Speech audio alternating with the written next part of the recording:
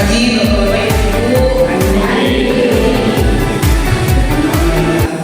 Perkenalkan, saya Dr. Dian, mewakili pimpinan klinik mengucapkan terima kasih buat kehadiran Bapak Ibu yang sudah meluangkan waktu, tenaga, dana, pagi-pagi sudah datang senam Ibu.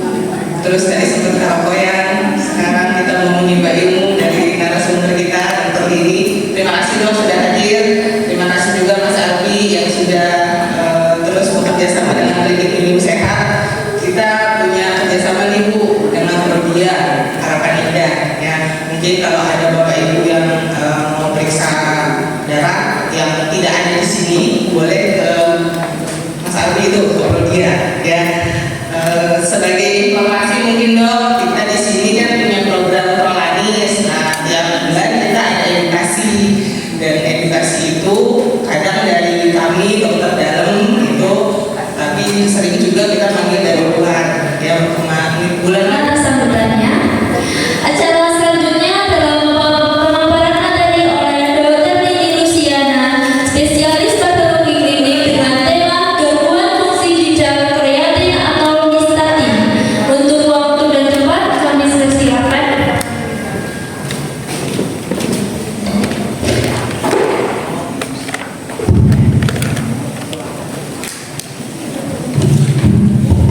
Selamat pagi semuanya. Harus semangat ya. Pasti sebagian udah pernah ketemu saya deh. Coba yang kemarin ketemu saya sebelumnya masih ingat gak? Wah, udah lupa nih. Yang bulan apa ya? Ya, yang saya masih berperut besar. Ya, teman-teman saya mengucapkan terima kasih kepada Klinik Milenium Sehat yang sudah menyediakan waktu dan tempat sehingga saya bisa membagikan sedikit ilmu saya kepada masyarakat sekitar, kemudian kepada Prodia yang sudah memfasilitasi saya untuk membagikan ilmu saya sedikit kepada bapak-bapak dan ibu-ibu. Juga sebenarnya saya ini jadi dokter spesialis, sebelumnya mama saya itu juga pernah menderita penyakit yang sama, almarhumah. Jadi kurang lebihnya saya paham lah perasaan bapak ibu di sini. Jadi saya akan membagikan apa sih pemeriksaan kreatinin, apa sih pemeriksaan sistatin, dan apa pengaruhnya untuk menilai fungsi ginjal ya. Sebelumnya saya revisi sedikit nih, saya ini dokter spesialis PK dari EK Hospital yang diundang menjadi pembicara oleh Prodia di Klinik Milenium Sehat ya. Oke, senang baik nggak? Enggak. Tapi kalau zat sampah itu sedikit di dalam darah, terjadi ginjalnya baik nggak? Baik. Nah, itu maksudnya. Nah, penanda endogen ini harus, penanda endogen syaratnya apa sih? Dia harus diproduksi tetap konstan dan dia stabil bersirkulasi. Kemudian tidak dipengaruhi oleh makanan yang kita makan, kegiatan kita sehari-hari, dan difiltrasinya harus hanya lewat ginjal. Ada organ lain yang memfiltrasi? Ada ya, hati kita juga bisa. Makanya untuk mengukur fungsi ginjal kita harus cari penanda yang hanya difiltrasi di ginjal, karena kita hanya mau mengukur fungsi ginjal ya. Kemudian tidak diabsorpsi lagi, atau maksudnya tidak diabsorpsi adalah tidak diambil lagi oleh tubuh. Jadi itu parameter itu, penanda itu harus semuanya dibuang ke urin atau benar-benar zat sampah tubuh. Nah, dan tidak mengalami eliminasi di luar ginjal. Nah, ini sih bingung ya, apa sih yang dokter ngomong nih? Nah, nanti kita cerita di belakang. Penanda itu adalah senyawa yang kita bisa ukur filtrasinya, jadi kita bisa mengukur laju filtrasi glomerulusnya. Parameter itu adalah kreatinin dan sistatin C. Ya, semua udah tahu tentang kreatinin? Kreatinin katanya pada udah tahu nih kreatinin. Hah? Bingung? Kreatinin atau sistatin C ini adalah zat yang dihasilkan di tubuh yang sebenarnya sudah tidak dipakai lagi di dalam tubuh, harus dibuang. Yang kalau kadarnya tinggi di dalam tubuh bisa menjadi menjadi racun untuk kita. Oke, paham semua? Oke, lanjut. Kita lihat ya dua parameter ini. Sudah paham semua? Ya, karena si ini bilang ini menyebut kalau matematika rasionya, ya. Jadi normalnya albumin yang dikeluarkan harus lebih rendah daripada kreatinin, ya. Oke, lanjut. Nah, kesimpulannya tadi sudah saya sebutkan berkali-kali, kreatinin ini bisa dipakai untuk monitor fungsi ginjal. Tapi memang ada kelemahannya. Jadi kadang-kadang dia tidak menggambarkan seutuhnya fungsi ginjal kita, karena dia akan dites sekali dan 2 kali itu akan naik turunnya tajam tergantung masa otot kita, kegiatan kita, aktivitas kita, dan makanan yang kita makan. Jadi kalau mau dievaluasi yang sebenarnya, si statin C ini merupakan parameter yang sebenarnya lebih menjanjikan, lebih menggambarkan seutuhnya fungsi ginjal, lebih baik dari kreatinin.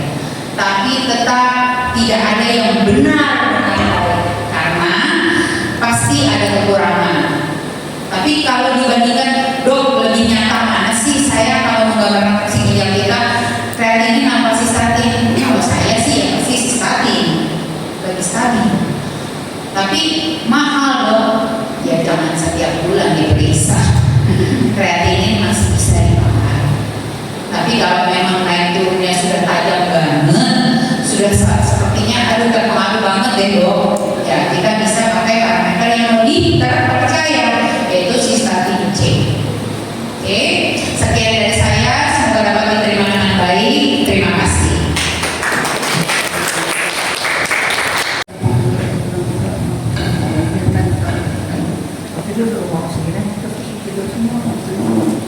Saya langsung aja dok ya. Boleh. Ada 3 pertanyaan dok.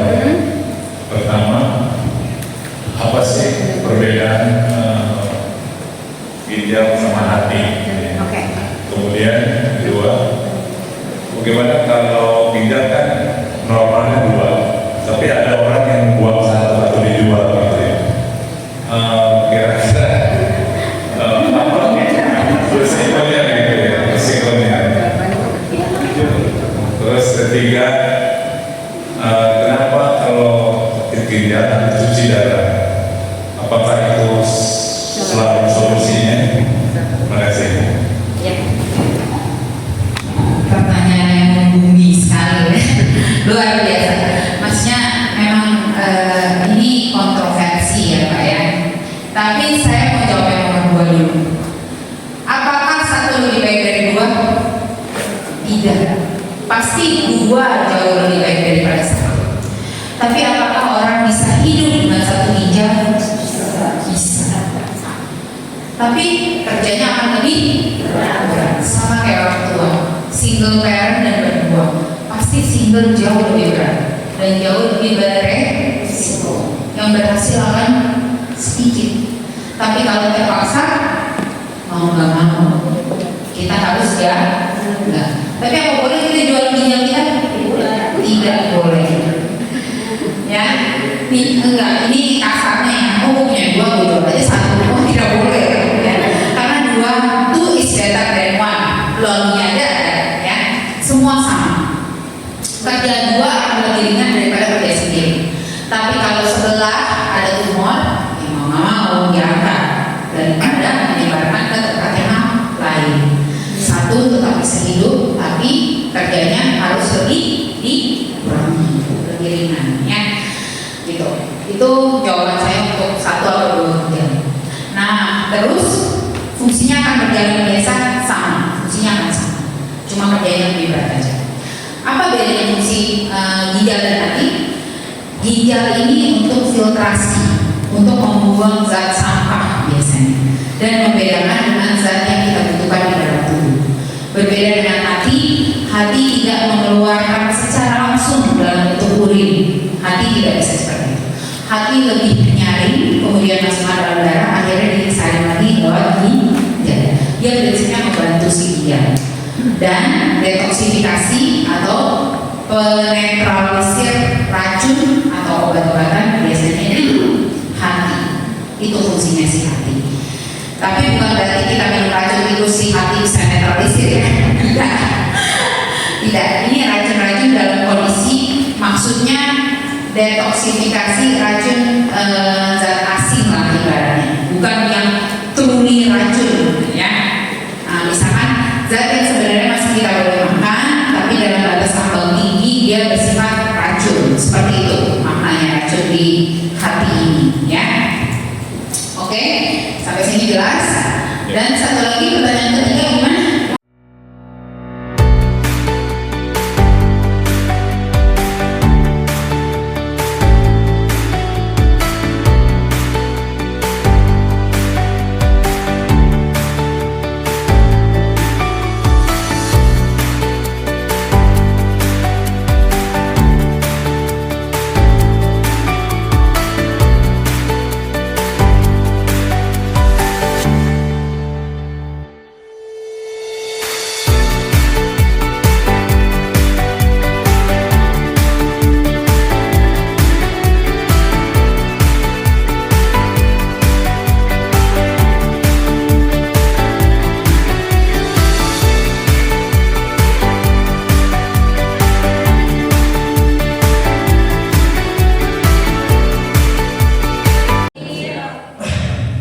Padahal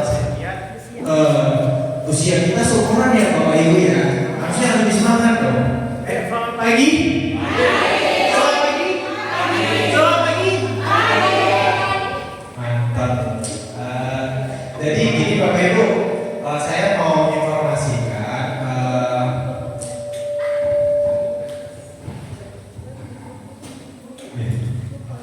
mic-nya lebih yang ini ya. Saya mau informasikan sebelumnya